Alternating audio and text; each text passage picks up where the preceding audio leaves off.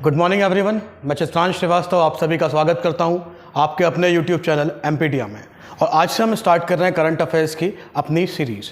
तो आज हम बात डिस्कस करने वाले हैं करंट अफेयर्स 15 नवंबर 2022 से। चलिए देखते हैं कि कल के दिन क्या कुछ खास रहा, क्या कुछ अपडेट्स रही एग्ज़ाम पॉइंट ऑफ व्यू से और देश के अंदर। चलिए बात करते हैं।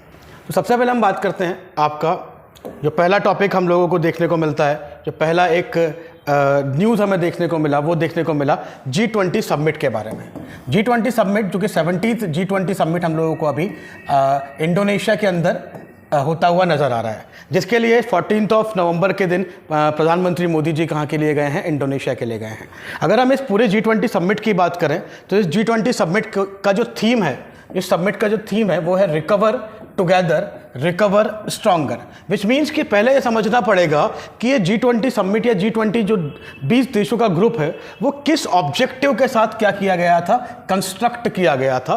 तो हम लोग देखते हैं कि सेकेंड वर्ल्ड वॉर के बाद हम लोगों ने देखा कि बहुत सारे ऑर्गेनाइजेशन जो हैं वो वर्ल्ड को रिकंस्ट्रक्ट करने के लिए क्या होता है, इस्टेब्लिश किए जाते हैं, जिनमें हम वर्ल्ड बैंक का नाम सुनते हैं, हम IMF का नाम सुनते हैं। उसी फेज में 1999 के अंदर एक और ऑर्गेनाइजेशन एग्जिस्ट में आता है जिसे हम किस नाम से जानते हैं? G20 के नाम से जानते हैं।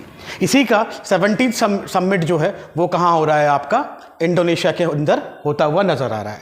इस समिट का जो एम है या इस ग्रुप का जो एम था वो ये था कि उस समय जो इकोनॉमी है, वर्ल्ड की जितनी भी इकोनॉमी है, उनको क्या करना है? बूस्ट प्रोवाइड करना, उनको अपलिफ्ट करने के ऑब्जेक्टिव के साथ इनको क्या किया गया था? आपका कंस्ट्रक्ट किया गया था इस ग्रुप को। तो आज हम लोग देखते हैं कि हमें क्या करना है। पेंडेमिक के बाद, कोविड के बाद हम लोगों ने देखा कि हमारे मैक्सिमम जो देश हैं, या हम देखते हैं मैक्सिमम जो कैपिटलिस्ट नेशन है, उनकी इकोनॉमी क्या होती जा रही है? एकदम से फॉल होती जा रही है। जब वो फॉल होती जा रही है तो उसको हमें क्या करना है? रिकवर करना है साथ मिलकर, और उसे वापस से क्या करना है? इतना स्ट्रांग रिकवर करना है कि पेंडेमिक के पहले की सिचुएशन, मतलब 2020 की सिचुएशन में हम लोग क्या करें? वापस से पहुंच जाएं।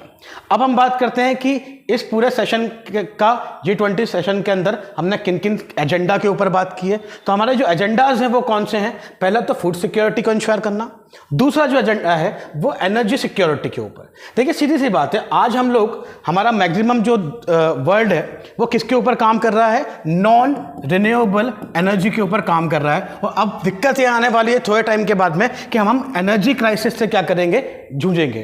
तो इस एनर्जी क्राइसिस को ओवरकम करने के लिए हमें क्या करना है? एनर्जी सिक्योरिटी को इंश्योर करना है, मतलब रिन्यूएबल सोर्सेस ऑफ एनर्जी को रिकवर करना है, उसके बारे में काम करना है। दूसरा, हेल्थ सेक्टर में हमने पेंडेमिक में बहुत कुछ अपलिफ्ट होता हुआ देखा, डाउनफॉल देखा, तो उसको रिकवर करने का यहाँ काम करना है। साथ साथ में कुछ डिजिटल ट्रांसफॉर्मेशन, क्योंकि ये जो एरा है, ये 21st सेंचुरी जो है, ये क्या है? डिजिटलाइजेशन और आपका क्या बोलते हैं, इंडस्ट्रियलाइजेशन की, मॉडर्नाइजेशन की सदी है। तो उसके अंदर हमें इन चीज़ों के ऊपर भी ध्यान देते हुए आगे बढ़ना है। फिर हम लोग देखते हैं कि इस G20 के बारे में और क्या क्या बातें हम लोग कर सकते हैं। G20 है क्या, इसमें इसके इस्टेब्लिश करने के पीछे कौन कौन से ऑब्जेक्टिव रखे गए थे, उनके बारे में हम लोग बात कर लेते हैं।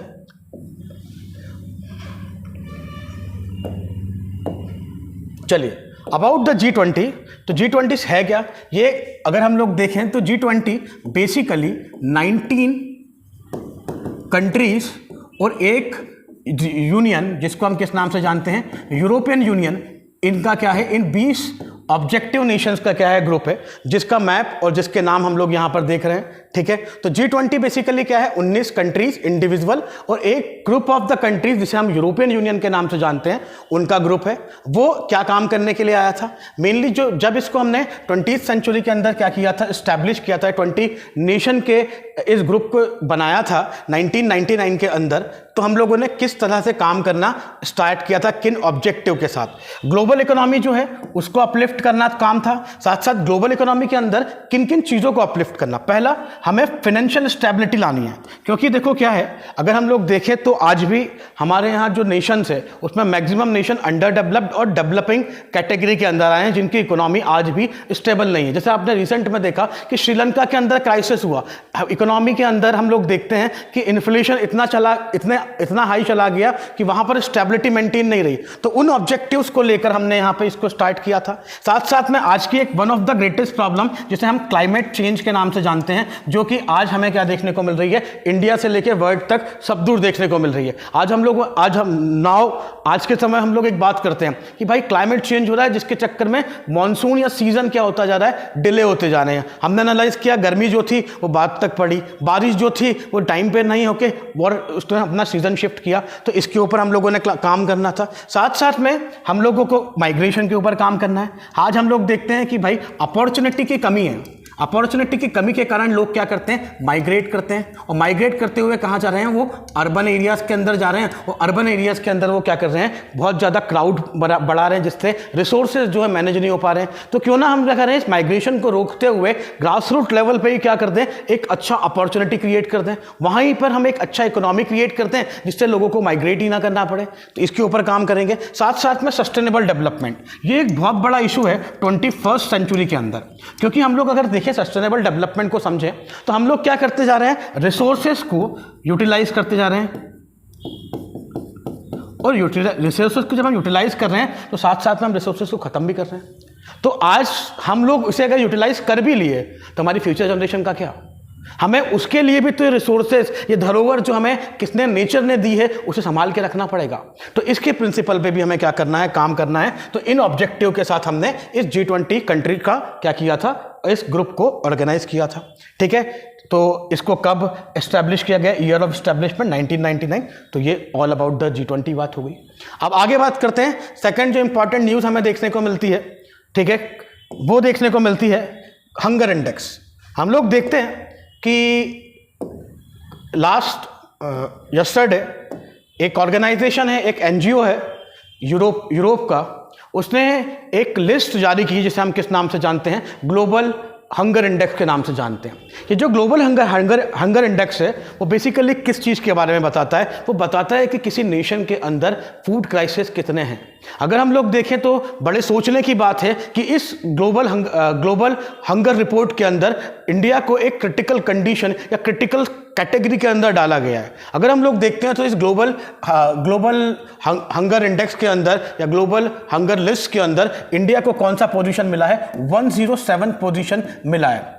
कितनी कंट्रीज के अंदर, 121 कंट्री, टोटल लिस्ट कितनी है 121 की, और इंडिया की पोजीशन 107वीं पोजीशन है। ये एक बड़ा ही सोचने का क्या है आपका बन जाता है, एक मुद्दा बन जाता है। साथ साथ में इसी में इंडिया को कितना स्कोर मिला है इस लिस्ट के अंदर, 29.1 का स्कोर मिला है। और इंडिया को सीरियस कैटेगरी के अंदर डाला है कि अगर इंडिया ने इसके ऊपर वर्क नहीं किया तो इंडिया की कंडीशन और ज़्यादा डिक्लाइन होगी, और डिक्लाइनिंग कंडीशन के साथ साथ इंडिया के अंदर बहुत ज़्यादा क्रिटिकल क्राइसिस आ सकते हैं।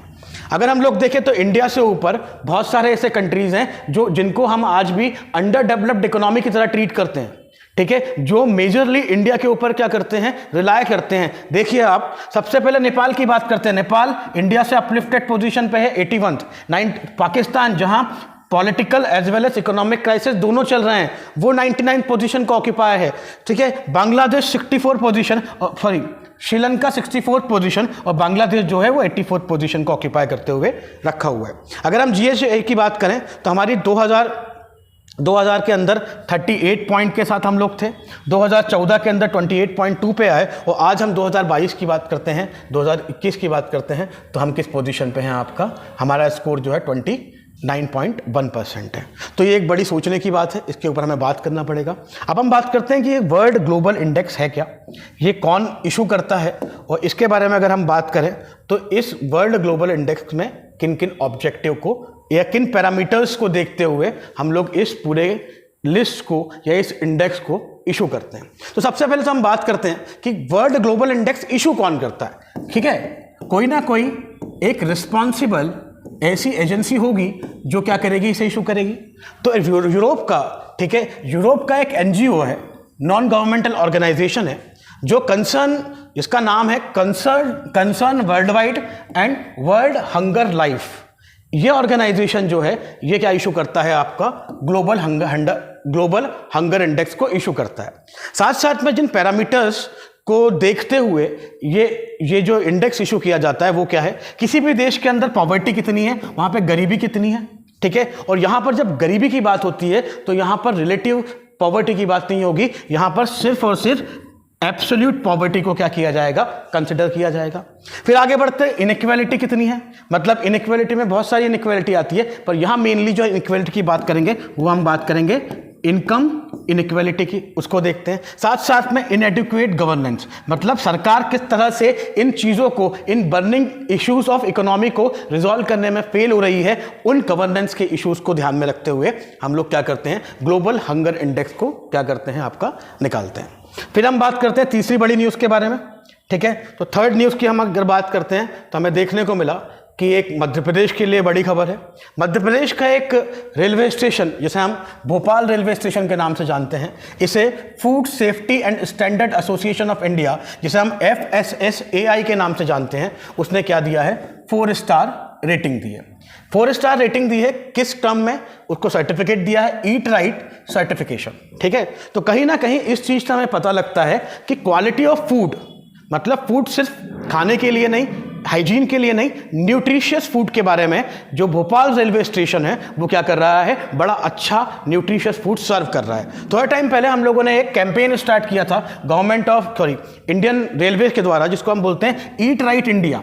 इस कैंपेन के अंदर हम लोगों ने क्या किया है, रेटिंग दिया है, और इसमें फाइनली भोपाल का रेलवे स्टेशन क्या आया है, 4 स्टार रेटिंग के साथ one of the legendary position को ऑक्यूपाई किया हुआ है। आगे बढ़ते हैं। फिर अगला जो न्यूज़ हम लोगों को देखने को मिलता है वो भी मध्य प्रदेश से है। मध्य प्रदेश के अंदर हम लोगों ने देखा कि कल जिस दिन, जिसे हम बोलते हैं जनजातीय गौरव दिवस, उस दिन हमारी जो हमारी जो प्रेसिडेंट है, जिनका नाम क्या है, श्रीमती मुर्मू, ठीक है, द्रौपदी मुर्मू, वो क्या करती हैं, आपका MP में आती हैं। MP के अंदर वो एक प्रोग्राम अटेंड करती है शहडोल के अंदर, और उसके अंदर बहुत सारे इनॉग्रेशन होते हैं और बहुत सारे डिक्लेरेशन होते हैं। तो हम बात करते हैं कि द्रौपदी मुर्मू क्या करती हैं, आपका MP आती हैं, और MP आने के बाद में इस जनजातीय गौरव दिवस के मौके पर, ठीक है, जिसे हम किस नाम से जानते हैं, बिरसा मुंडा जयंती के नाम से जानते हैं, उस दिन कुछ डिक्लेरेशन हुए। इन्होंने वर्चुअली, ये ध्यान रखना, इन्होंने वर्चुअली इन्होंने 2 प्रोजेक्ट को क्या किया है, इनोग्रेट किया है, मतलब दो प्रोजेक्ट का शिलान्यास किया है। पहला प्रोजेक्ट तो क्या है, पहला प्रोजेक्ट तो है रोड कंस्ट्रक्शन का प्रोजेक्ट, जो कि भारतमाला प्रोजेक्ट के अंदर हमें देखने को मिला। इसके अंदर हमने बैतूल से लेकर एक इंटर कॉरिडोर का क्या किया, रूट को क्या कंस्ट्रक्ट करना है हमें अब्दुल्लागंज तक। इस पूरे के पूरे प्रोजेक्ट की कॉस्ट कितनी है, 471 करोड़। इसको इन्होंने इनोग्रेट किया, जिसको नाम दिया जाएगा नेशनल हाईवे 46 के अंदर इसको बनाया जाएगा, ठीक है। इसके अंदर जो आपकी वाइल्ड लाइफ सेंचुरी है, उसको एरिया को भी कवर करने की बात की गई है।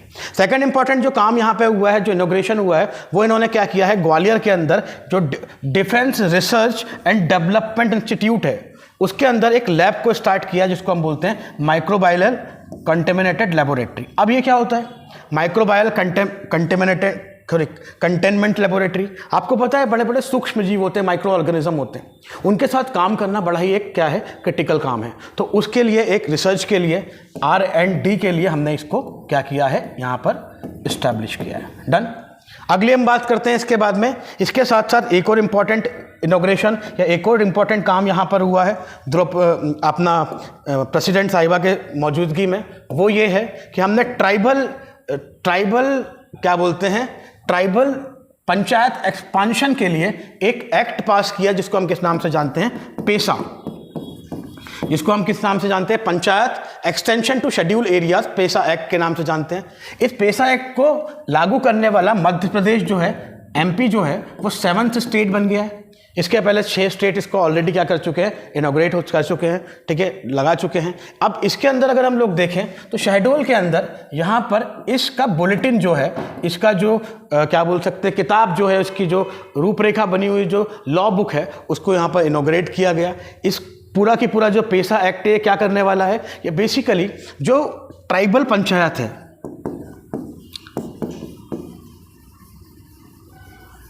ट्राइबल पंचायत को क्या देने वाला है, राइट्स प्रोवाइड करने वाला है।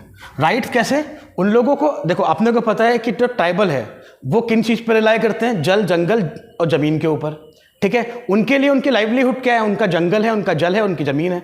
तो उस चीज़ को प्रिजर्व करने के लिए, उस चीज़ को क्या करने के लिए, इन ट्राइबल्स के लिए इंश्योर करने के लिए ये एक्ट क्या करके आए हैं, हम पैसा एक्ट लेके आए हैं। इस पैसा एक्ट के बारे में मुख्यमंत्री शिवराज सिंह चौहान का स्टेटमेंट हमें देखने को मिलता है कि उन्होंने कहा है कि ये पूरा की पूरा जो एक्ट है ये वेलफेयर ऑफ ट्राइबल पीपल के लिए आएगा, जिसके थ्रू बहुत सारे जो ट्राइबल पीपल्स के साथ एक्सप्लॉयटेशन होते हैं, जैसे उनकी ज़मीन हड़प ली जाती है, ज़बरदस्ती ट्रांसफ़र कर दी जाती है, उनकी ज़मीन को अधिग्रहित करके कंस्ट्रक्शन किया जाता है, उन सब से निपटने के लिए यहाँ पर पावर किसके पास होगी, यहाँ पावर किसके पास होगी, आपका पैसा एक्ट के थ्रू रूरल पंचायत के पास आपका दिखोगी। अब एक बात समझ में आती है, देखिए अब समझ में आता है कि भाई जब हमारे पास ऑलरेडी पंचायती राज का प्रावधान था, हमारे पास ऑलरेडी क्या था, शेड्यूल 11 था, जिसके थ्रू हमने इंडियन कॉन्स्टिट्यूशन के अंदर पार्ट 9 क्रिएट किया और पंचायत को क्या किया, एक कॉन्स्टिट्यूशनल स्टेटस दिया। उसके बाद क्या ज़रूरत पड़ गई, जो हमें पैसा एक्ट क्या करना पड़ा,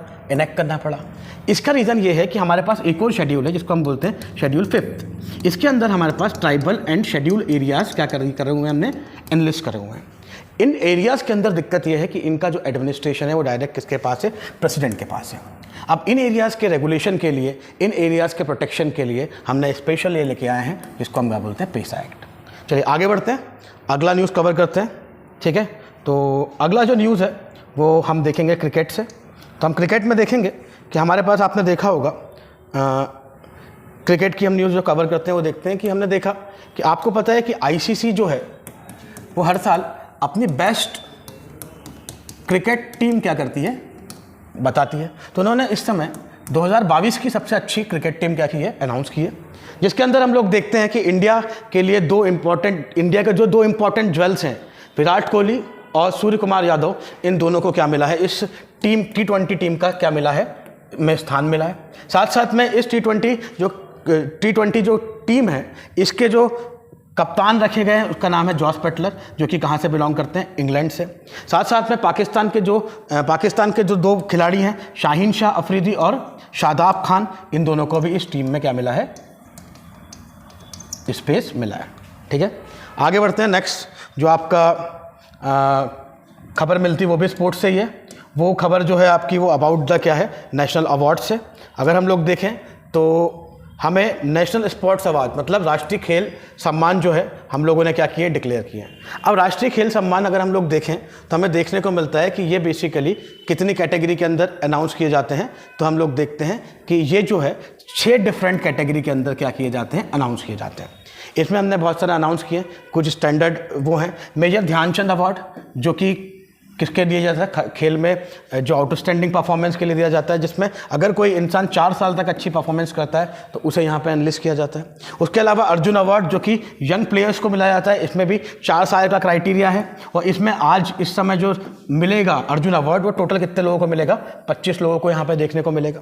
साथ साथ में हम लोगों ने कुछ कोचेस को क्या किया है, एनलिस्ट किया है, जिनको हम क्या देने वाले हैं, लाइफ टाइम द्रोणाचार्य अवार्ड देने वाले हैं। ठीक है, द्रोणाचार्य अवार्ड किसको मिलता है, आपका कोचेस को मिलता है। ठीक है, इसके लिए हमने 4 लोगों, major Dhyanchand life time achievement के लिए 4 लोगों को क्या किया है, आपका सिलेक्ट किया। एक है अश्विनी अंकुजी, अगला ये इनको एथलेटिक्स के लिए, अगला है धर्मवीर सिंह जिनको हॉकी के लिए दिया गया, BC सुरेश जिनको कबड्डी के लिए दिया गया, और तीसरे हैं नीर बहादुर गुरुंज जिनको हम पैरा ओलंपिक के लिए क्या कर रहे हैं, आपका चुनकर life time Dhyanchand award for life time achievement के लिए सम्मानित करने वाले हैं। चलिए आज के लिए इतना काफ़ी है। Have a great time, bye bye, मिलते हैं फिर।